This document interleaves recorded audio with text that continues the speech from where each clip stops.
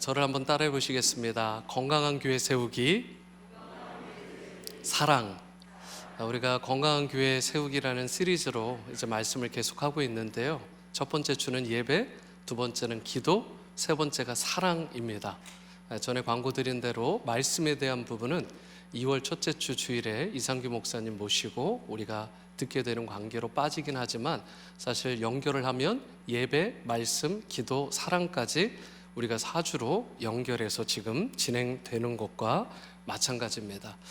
건강한 교회를 세운다고 하니까 우리가 이렇게 조직적인 교회 또 공동체로 모이는 교회만 생각할지 모르지만 주님께서 여러분과 저를 교회로 불러주신 줄 믿습니다. 그래서 개인의 교회에 대한 컨셉 그리고 가정도 주님의 교회로 세워지고 또 공동체 쪽으로도 교회가 세워지게 되는데, 그래서 이 말씀은 공동체 쪽으로도 주시는 것이지만 우리 개인에게 각자에게 주시는 메시지이기도 합니다. 그래서 주님께서 여러분과 저에게 또 우리 교회에 원하시는 것은 건강성입니다. 건강성. 어떻게든 공동체가 건강해지고 가정이 건강해지고 개인의 삶이, 우리 자녀들이 건강하게 세워지는 거예요. 그런 의미에서 이번 말씀, 세 번째 말씀인데요, 사랑을 통해서 주님께서 여러분과 저에게 원하시는 그 메시지를 잘 받고 주님께서 원하시고 기뻐하시는 뜻을 이루어드리는 복된 성도들로 힘있게 귀하게 또 쓰임받게 되기를 소망합니다. 2023년 5월 초, 그러니까 지금이 2024년 1월이니까요 그렇게 오래되지 않았습니다. 몇 개월 전에 미국 공중보건서비스단 PHSCC라고 불려지는 곳에서 발간한 보고서를 바탕으로 그것을 인용해서 외로움과 고립감은 매일 담배 15개씩을 피우는 것과 같은 수준의 위험이라는 제하의 기사가 한국 언론에 보도된 적이 있습니다. 기사 내용을 보니까 이런 내용이었어요. 외로움은 조기 사망 가능성을 26에서 29% 높이고 심장병 위험도는 29%, 뇌졸중 위험도 32%나 커지게 한다라는 다소 섬뜩한 내용이었습니다. 그래서 외로움이라는 것은 비만이나 약물 중독과 같은 심각한 공중보건 문제들과 함께 다루어져야 된다라고 강조하고 밝혔습니다. 그런데요, 어느 정도의 차이는 있을지 모르지만 우리가 크리스천들로서 역시 외로움을 느끼는 사람들이 꽤 많지는 않을까. 목회 데이터 연구소가요, 같은 시기, 비슷한 시기에 2003년도에 크리스천 성인 2,000명을 대상으로 외로움을 주제로 설문조사를 실시합니다. 그리고 그 내용에 약간 다소 충격적으로 10명 중에 절반 가까운 46.2%가 외로움을 느낀다라고 답을 했습니다. 제가 이것을 받아들고 이런 생각이 드는 거예요. 항상 교회를 비춰봐야 되니까, 우리 교회를. 그렇다면 의외로 많은 우리 지구촌 교회 성도님들도 크고 작은 외로움을 느끼며 살아가고 계시는 것은 아닐까. 그리고 우리는 이러한 분들을 외면하지 말고 서로를 따뜻하게 돌아보고 사랑으로 세워주는 그러한 공동체로 세우는 것이 주님의 뜻을 이루는 것이 아닐까. 여러분들은 어떻게 생각하십니까? 여러분, 이러한 외로움의 부분이 실제적인 이슈가 되고 있는데, 이것을 이기는 예방제이면서 처방전이 무엇일까? 저는 그것이 사랑이라고 생각합니다. 특히 누군가로부터 사랑을 받는 삶이요, 우리는 누구나 사랑을 받을 때 힘을 얻잖아요. 외로움을 딛고 기쁘고 행복한 인생으로 살아갈 수 있는 비결이요, 다른 것이 아니라 사랑입니다. 우리가 신앙생활을 하잖아요. 그런데 우리 크리스천 신앙의 핵심을 뭐라고 말할 수 있죠? 여러 가지 성경에 나와 있는 요소들이 있지만 한 단어로 한번 말씀해 보시겠어요? 우리 크리스천 신앙의 본질, 핵심, 그것은 바로 사랑입니다. 신앙이 깊어진다는 것은 사랑이 깊어진다는 거예요. 신앙이 성숙해진다는 것은 주님으로부터 받은 그 사랑으로 내 사랑의 수준이 성숙해진다는 뜻입니다. 사랑을 빼고 신앙을 말할 수가 없는 거예요. 이 예수님께서 무려 그 당시 613가지에 해당하는 그 계명들을 한마디로 이렇게 요약하셨잖아요. 하나님 사랑, 이웃 사랑. 결국은 그것을 다시 줄이면 사랑이잖아요. 이런 의미에서 신앙의 핵심, 우리의 삶의 핵심은 사랑이라고 말할 수 있는 것입니다. 우리 크리스천은 특별히 예수님의 사랑을 잃어버리면 다 잃어버리는 것입니다. 저를 한번 따라해 보시겠습니다. 예수님의 사랑을 잃으면 다 잃는 것이다.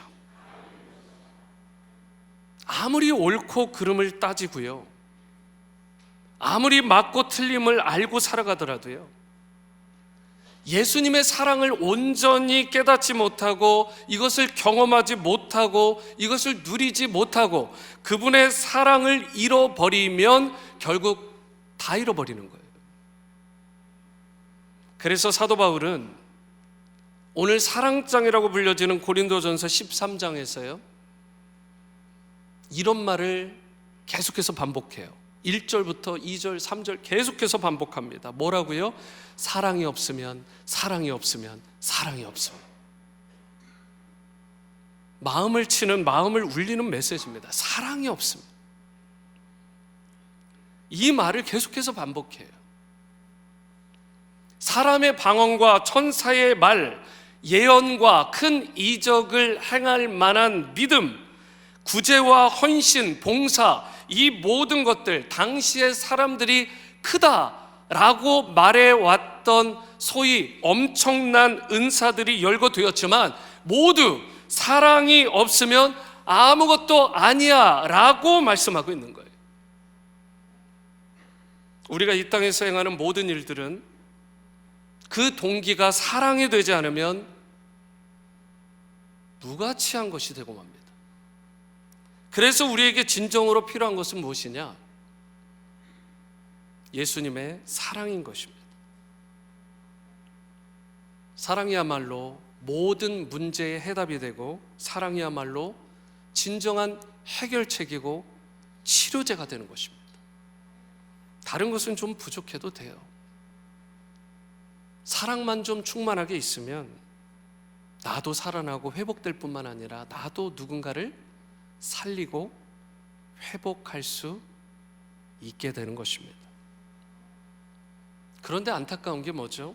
여러분 경험하시고 지금 체험하시는 것처럼 오늘날 우리 가운데 사랑이 점점 식어지고 있다는 것이 문제잖아요. 십자가의 사랑으로 구원받은 성도들조차도 그런데도 불구하고 예수 그리스도를 온전히 본받지 못하고 사랑의 열매를 맺지 못하고 있는 실정은 아닌지, 이런 면에서 오늘 우리가 진지하게 물어야 될 질문이 이것입니다. 우리가 어떻게 할 때 식어진 사랑을 다시금 회복하고 예수님 닮은 이 사랑을 온 세상에 나누고 전하고 실천하고 섬기며 살아갈 수 있을까? 오늘 말씀을 통해 이 부분을 함께 나누고자 합니다. 첫 번째로 예수님 닮은 사랑을 나누고 전하며 살아가려면 우리 사랑이요, 여러분과 저의 사랑, 나의 사랑이 오래 참는 사랑이어야 돼요. 오늘 본문 4절 상반절을 보실까요? 뭐라고 말씀했습니까? 사랑은 오래 참고. 그러면서 7절도 예외가 아니에요. 7절을 보시면 모든 것을 참으며 모든 것을 믿으며 모든 것을 바라며 모든 것을 어떻게 해요? 견디느니라. 오래 참는 것, 인내하는 것, 견디는 것 다 같은 맥락에서 나온 말이잖아요.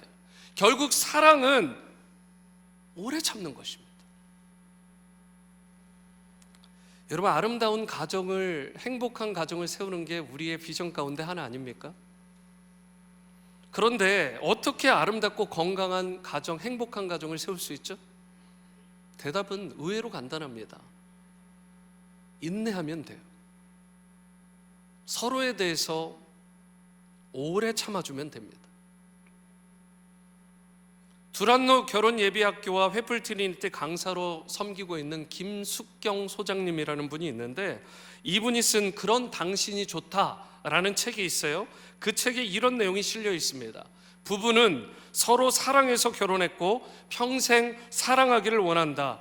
그러나 막상 결혼을 해보면 배우자 사랑하기가 그리 쉽지가 않다라는 것을 깨닫게 된다.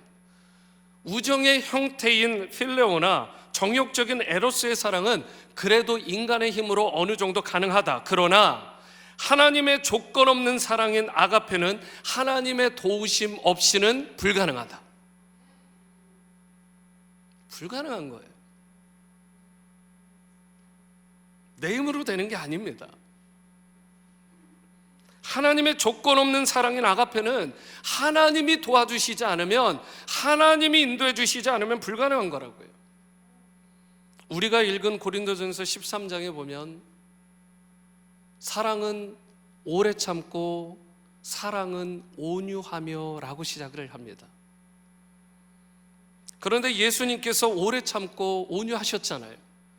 예수님을 주어로 두면 딱딱 들어맞아요. 예수님은 오래 참으셨어요. 예수님은 온유하셨어요. 딱 맞죠. 그런데 여기에 주어로 나를 집어넣어 보면 어떻겠냐는 거예요.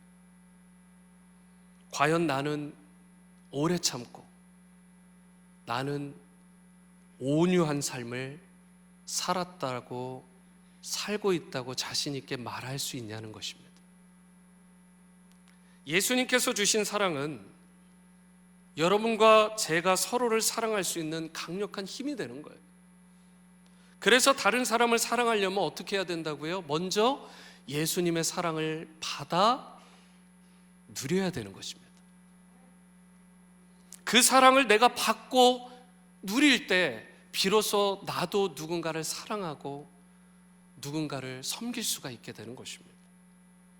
그러므로 내 힘으로 안 될 때, 내 사랑으로 도저히 상대를 사랑할 수 없을 때, 어찌할 수 없을 때 예수님의 도우심을 간절히 구하시기 바랍니다. 예수님의 사랑을 간구하시기 바랍니다. 예수님의 사랑이 상대방을, 누군가를 사랑할 수 있는 진정한 힘이 되는 것입니다. 갈라디아서 5장에 보면 오래 참음이라는 단어가 나오죠. 그런데 오래 참음은 뭐예요? 결국 성령의 열매인 것입니다. 그렇기 때문에 성령께서 여러분과 저를 도와주셔야 오래 참음의 열매, 성령의 열매를 맺을 수 있게 되는 거예요. 성령께서 나를 도와주셔야 영적인 힘을 얻어서 상대에 대해서 오래 참고 인내하고 견딜 수 있게 되는 것입니다. 다시 강조드리지만 내 힘으로 되는 게 아니라고요. 그렇기 때문에 무엇보다 여러분 안에 성령께서 공급해 주시는 영적인 힘이 계속해서 흘러들어올 수 있도록, 계속해서 공급되어질 수 있도록 기도할 수 있게 되기를 바랍니다. 그러할 때 여러분의 가정도 든든히 서게 되고, 교회에서, 직장에서 아름다운 관계, 성령의 열매를 주렁주렁 맺을 수 있게 되는 것입니다. 성 어거스틴이 이런 의미 있는 말을 했습니다. 주께서 저를 사랑하심으로 저를 사랑스럽게 하셨나이다. 그냥 쓱 지나가면 잊혀지거나 버릴 만한 글처럼 느껴질 수 있는데요, 한번 곰곰이 생각해 보세요. 한 번 더 읽어 드릴게요. 주께서 저를 사랑하심으로 저를 사랑스럽게 하셨나이다. 우리는 보통 일반적으로 누군가가 사랑스러우니까 사랑하는 경향이 있어요. 애들을 볼 때도 어른들이 보통 그렇게 얘기하잖아요. 야, 너 왜 이렇게 이쁘게 생겼냐? 그리고 또 누구 가운데 이야기하면서 와, 얘는 왜 이렇게 똑똑해? 똑똑하니까 사랑하는 거예요. 심지어 돈이 많으니까 그 사람 옆에 붙는 것입니다. 예쁘니까 사랑해요. 그런데 우리 주님은 성 어거스틴의 말에 따르면 뭐라고 돼 있어요? 그 반대라고요. 우리를 그냥 무작정 사랑하세요. 조건 따지지 않고 사랑 일단 해놓으시고요, 그 다음에 하시는 프로세스가 뭐냐면 우리를 사랑스럽게 만드신답니다. 완전히 개념이 다른 것입니다. 일단 사랑해 놓고 우리를 성화의 과정을 통해서 예수님 닮은 성품으로 사랑스럽게 빚어가시는 거예요. 쉽게 얘기하면 덮어놓고 사랑하시는 거예요. 조건 없이 사랑하시는 것입니다. 우리 주님께서 마음이 얼마나 넓으십니까? 그래서 마태복음 5장 45절에도 이렇게 말씀하잖아요. 이같이 한즉 하늘에 계신 너희 아버지의 아들이 되리니 이는 하나님이 그 해를 악인과 선인에게 비를 의로운 자와 불의한 자에게 내려주심이라. 우리 주님은 악인이든 선인이든 모든 해와 비를 동일하게 비춰주시고 동일하게 내려주신다라고 말씀하시잖아요.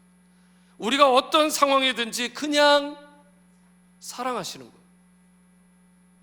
이 사실을 너무나 잘 알았던 인물이 대표적으로 사도 바울이잖아요. 사도 바울이 그래서 로마서 5장 6절에 이렇게 말씀합니다. 우리가 아직 연약할 때에 기약대로 그리스도께서 경건하지 않은 자를 위하여 죽으셨다. 이 경건하지 않은 자가 누구예요? 나입니다. 우리예요.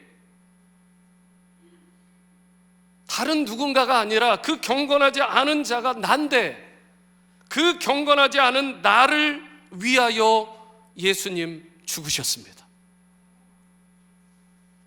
우리가 돈도 없고요, 힘도 없고요, 똑똑하지도 않고요, 뭐 그리 사랑스럽지도 않고요, 연약함 투성인데, 허점 투성인데 그런 우리를 사랑하셨답니다. 그리고 실제로 그 사랑으로 여러분과 저에게, 나에게 다가오신 거죠. 그런데 놀라운 게 뭔지 아십니까? 여기서 멈추지 않으세요. 로마서 5장 8절 다 함께 읽겠습니다. 시작. 우리가 아직 죄인 되었을 때에 그리스도께서 우리를 위하여 죽으심으로 하나님께서 우리에 대한 자기의 사랑을 확증하셨느니라. 여전히 우리가 죄 가운데 있고 죄로 허덕허덕 거리고 있는데도 불구하고 우리를, 나를 사랑하고 있다라는 이 사실은, 그런데요, 여기서도 멈추지 않으세요. 어디까지 나가는지 볼까요? 로마서 5장 10절도 다 함께 읽습니다. 시작. 곧 우리가 원수 되었을 때에 그의 아들의 죽으심으로 말미암아 하나님과 화목하게 되었은즉 화목하게 된 자로서는 더욱 그의 살아나심으로 말미암아 구원을 받을 것이니라. 죄 지은 정도가 아니라 하나님께 반항하고 대적하고 심지어 원수 되었던 자리까지 나아갔는데도 불구하고 하나님은 여전히 나를, 우리를 사랑하셨다, 아니 사랑하신다라는 이 말씀이에요. 약해도요, 사랑하세요. 죄 가운데 있어도 사랑하세요. 심지어 원수된 삶을 살아간다 해도 우리 하나님은 여러분과 저를 사랑하십니다.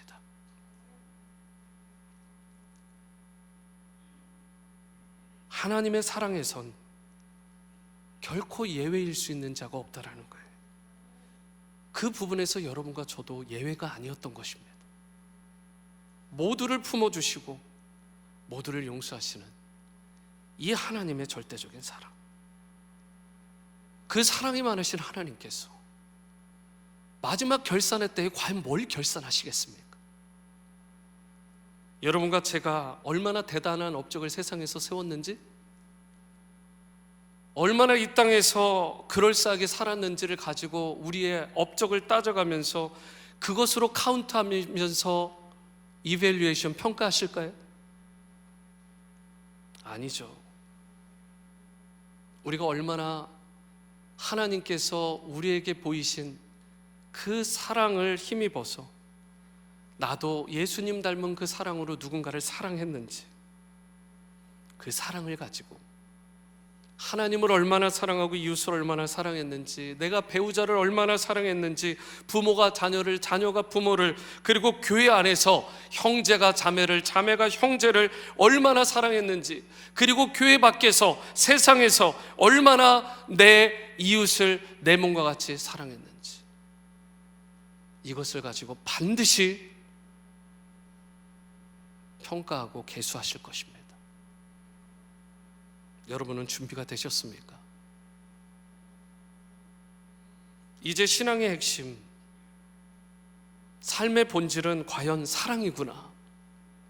여러분, 이 사실을 기억하시고 하나님을 마음과 목숨과 뜻을 다해 사랑하시고 여러분의 가족, 나아가 영적인 가족인 우리 살아가는 지구촌 성도들, 그리고 나아가 이웃들, 그리고 열방을 품으며 사랑하시고 기도하고 섬기시는 여러분과 저의 삶이 될 수 있게 되기를 주님의 이름으로 축원합니다.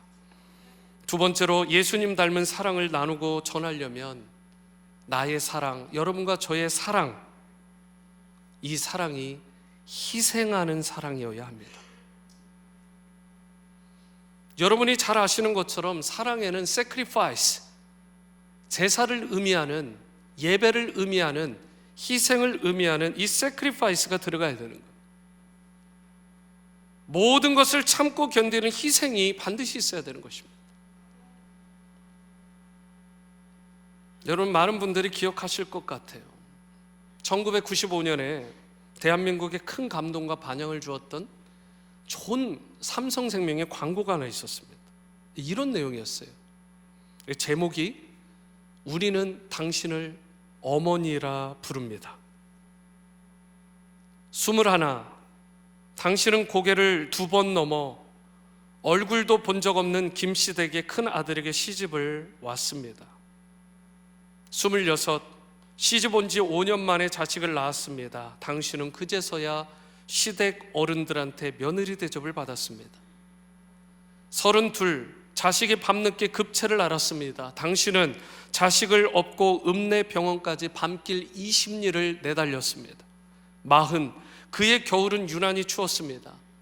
당신은 자식이 학교에서 돌아올 무렵이면 자식의 외투를 입고 동구박에 서 있다가 자식에게 당신의 체온으로 덮여진 외투를 덮여주었습니다. 52, 자식이 결혼할 여자라고 집으로 데려왔습니다. 당신은 분칠한 얼굴이 싫었지만 자식이 좋다고 하니까 당신도 좋다, 그렇게 말했습니다. 60, 환갑이라고 자식이 모처럼 돈을 보내왔습니다. 당신은 그 돈으로 자식의 보약을 지어 먹였습니다. 65, 자식 내외가 바쁘다며 명절에 고향에 못 내려온다고 했습니다.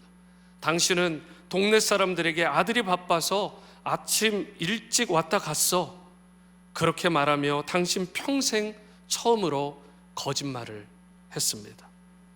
오직 하나, 자식 잘되기만을 바라며 살아온 한평생, 하지만 이제는 깊게 주름진 얼굴로 남으신 당신, 우리는 당신을 어머니라 부릅니다. 여러분, 마음을 치는 문구죠. 우리가 살아가는 인간 세상에서 사실 어머니의 사랑, 부모님의 숭고한 사랑만큼 고귀한 사랑이 또 있겠습니까? 그 어디에도 이 사랑만큼 위대한 사랑이 없죠. 그런데요, 놀라운 건 성경은 이 사랑보다 더 위대하고 큰 사랑이 있다라고 우리에게 말씀합니다. 시편 27편 10절, 내 부모는 나를 버렸으나 여호와는 나를 영접하시리라. 부모님 중에 간혹 자녀를 버리는 부모들이 종종 있잖아요. 그러면 안 되죠. 하지만 끔찍한 일들을 하는 부모들이 종종 있어요. 그런데요, 부모는 혹 그렇게 자녀를 버리는 일들이 있을지 모르지만 부모와의 사랑과 비교할 수 없는 가장 크고 놀라운 사랑이 있는데, 우리 하나님께서 우리를 사랑하시는 사랑이라고 말씀합니다. 그래서 요한복음 3장 16절은 이렇게 말씀하는 것입니다.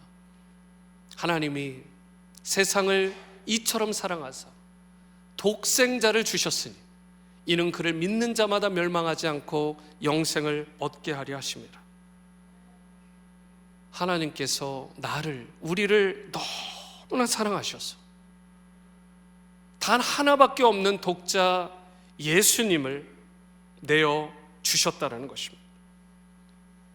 그런데 그 내어주실 때 당시에 나를 돌아보니까, 우리를 돌아보니까 도저히 사랑받을 자격도 없었고 더러워질 대로 더러워졌던 나인데, 우리인데, 그런 인생을 살리기 위해서 하나밖에 없는 아들을 내어주셨다라는 사실.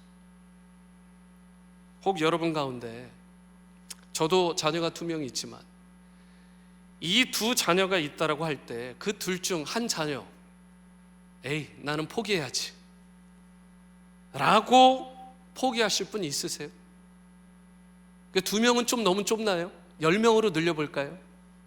한 10명 되면 그 중에 하나 정도, 그래도 9할은 남기는 거니까 일하는 포기하겠다, 그렇게 포기할 분 있으세요?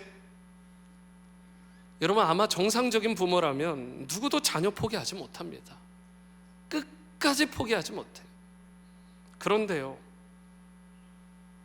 우리 하나님은 2명도 아니고 10명도 아닙니다. 단 하나밖에 없는 독자 예수 그리스도를 여러분과 저를 위해, 나를 위해 주셨다고요. 그 아들 예수 그리스도를 십자가에서 찢으셨어요. 피 한 방울, 물 한 방울까지 다 쏟아서 죽도록 방치하셨습니다. 왜 그렇죠? 왜 그렇게 하신 거예요? 왜냐하면 전혀 사랑받을 자격이라고는 없는 날 위해, 우리를 위해, 나를 사랑하시고 우리를 사랑하시기 위해 그 하나뿐인 아들을 죽기까지 내어주시고 대신 여러분과 저를, 나를 살리신 것입니다. 예수님은 이 땅에 살기 위해 오신 분이 아니에요. 예수님의 행적을 말씀을 통해 잘 추적해 보세요. 그렇다고 죄인들을 죽이기 위해, 심판하시기 위해 오셨다? 그것도 아니에요. 예수님은 스스로 죽기 위해 오셨어요. 마가복음 10장 45절이요. 인자가 온 것은 섬김을 받으려 함이 아니라 도리어 섬기려 하고 자기 목숨을 많은 사람의 대속물로 주려 함이니라.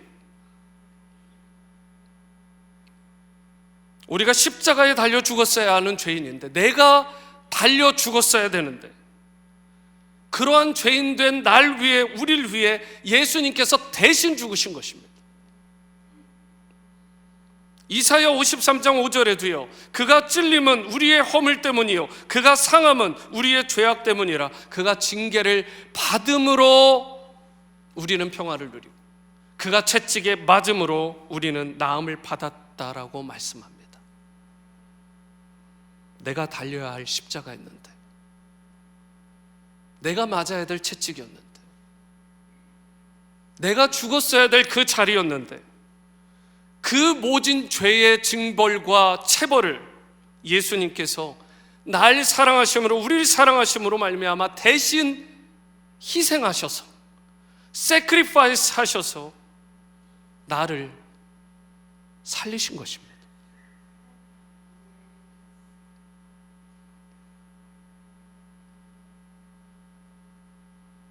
그리고 그 사랑이 지금도 여러분과 저를, 나를 향하고 계시고 그리고 지금도 이후로도 영원히 임하실 거라고 약속하시는 것입니다. 여러분 가운데 혹 이런 분이 있을 수도 있어요. 난 사랑이 참 많습니다. 나는 희생할 줄 아는 사람이에요. 나는 내 자식도 사랑하고요, 내 아내도 사랑하고요, 내 남편도 사랑하고, 내 일도 사랑하고, 난 내 나라도 사랑하고, 모든 것들을 사랑합니다. 그런데 여러분, 여기서 잠깐요, 우리가 점검해 봐야 될 게 있어요. 더 중요한 것은 내가 사랑하느냐 안 하느냐보다 더 중요한 것은 내가 사랑하는 방식이 과연 성경적이냐, 우리 예수님을 닮은 사랑의 방식이냐 하는 부분 아니겠어요? 오카는 목사님이 설교를 하셨을 때 이런 내용을 한번 하신 적이 있습니다. 예수님께서 요한복음 13장에서 제자들의 발을 씻기시던 장면 기억하시죠? 예수님께서 제자들에게 보여주고자 하셨던 것이 있잖아요. 그것은 바로 내가 너희를 이렇게까지 사랑한다, 종의 모습으로 너희를 씻기고 사랑한다, 그리고 이러한 사랑과 섬김으로 너희도 누군가를 사랑하고 섬기는 종들이 되어라. 그런데 여러분, 만일 예수님께서 제자들의 발 앞에 무릎을 딱 꿇고는 세숫다에 물을 담으셨어요. 그리고 발을 씻기려고 하는데 예수님께서 가져오신 그 물이 만약에 섭씨로 100도씨 펄펄 끓는 물에다가 담아놓고 발을 자꾸 집어넣었으면 사랑이라고 말할 수 있을까요? 반대로 얘기해 볼까요? 이렇게 지금 추운데 굳이 얼음이 둥둥 떠 있는 물을 퍼다가 그거 깨지도 않고 그 얼음채로 발을 팍팍 긁어가면서 내가 널 사랑해, 이렇게 얘기했을 때 제자들이 예수님으로부터 사랑을 느꼈을까요? 여러분, 중요한 것은 내가 너를 사랑한다, 사랑하지 않는다라는 부분보다 더 중요한 것은 내가 당신을, 내가 누군가를 어떻게 사랑하는가 하는 방식의 부분입니다.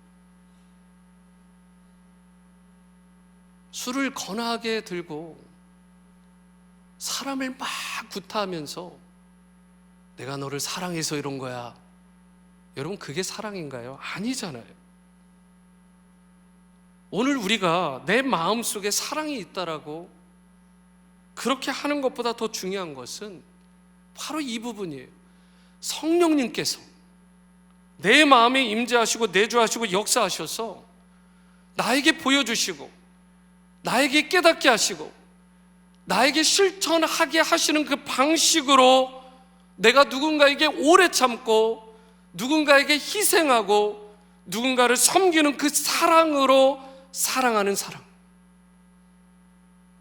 저는 그 사랑의 방식을 여러분과 제가 제대로 잘 닮을 수 있게 되기를 축복합니다. 내 방식이 아니라고요. 성경에서 예수님이 보여주신 그 방식이에요. 이제 우리도 삶의 모든 영역에서 나를 사랑하사 우리와 같이, 우리를 사랑하사 우리와 같이 되셨던 그 사랑을 본받아서 언제나 오래 참고 온유하고 시기하지 않고 자랑하지 않으며 교만하지 않고 무례히 행하지 아니하고 자기의 유익을 구하지 않고 성내지 않으며 악한 것을 생각하지 않고 불의를 기뻐하지 않으며 진리와 함께 기뻐하되 모든 것을 참고 모든 것을 바라며 모든 것을 견디며 예수님 닮은 사랑으로 사랑하는 그러한 신자의 삶 살아갈 수 있게 되기를 바랍니다. 헨리 나우엔이 영혼의 양식이라는 책에서 이런 멋진 표현을 했더라고요. 이런 내용입니다. 우리가 살다가 누군가에게 상처받을 수 있다. 즉 부모에게 상처받고 친구에게 상처받고 배우자에게 상처받고 심지어 목사에게, 성도에게, 자식에게 상처를 느낄 수 있는데 그 실망감은 다 하나님께로 인도하는 도로 표지판과 같다. 이게 무슨 의미인지 아시겠어요? 우리에게 선하게 좋게 행하는 사람만 하나님께로 인도하는 도로 표지판이 되는 게 아니라, 때로는 우리에게 어렵게 하는데, 힘들게 하는데, 심하게 얘기하면 그 왼수 같은 사람 때문에 내가 오히려 하나님 앞에 몸부림치면서, 하나님 이 인간관계를 잘 해결하게 해주세요, 이 위기를 잘 이겨내게 해주십시오, 그렇게 기도하고 그렇게 하나님 앞에 더 가까이 가게 만들어서 하나님께로 인도하는 그 도로 표지판과 같은 존재가 그들이 되었다면 그들에게 오히려 감사해야 되지 않겠냐라고 이 헨리 나우에는 지적하고 있는 것입니다. 여러분과 제가 그런 의미에서 마음을 좀 넓혔으면 좋겠습니다. 저와 여러분들이 누군가를 미워하고 원망하는 마음을 이제는 좀 다 내려놓을 수 있게 되기를 바라고, 예수 그리스도의 사랑받는 자답게 성도를 사랑하고 이웃을 사랑하며, 그리하여 주님이 주시는 행복감으로 충만한 그런 삶을 살 수 있게 되기를 바랍니다. 다시 강조드리지만 신앙의 핵심은 사랑입니다. 사랑이 교회와 가정을, 그리고 개인의 삶을 건강하게 세운다는 사실을 기억하시고, 사랑이 식어진 이 세상에 예수님 닮은 사랑을 나누고 전하며 살아가는 모든 지구촌 성도님들 다 될 수 있게 되기를 주님의 이름으로 축원합니다.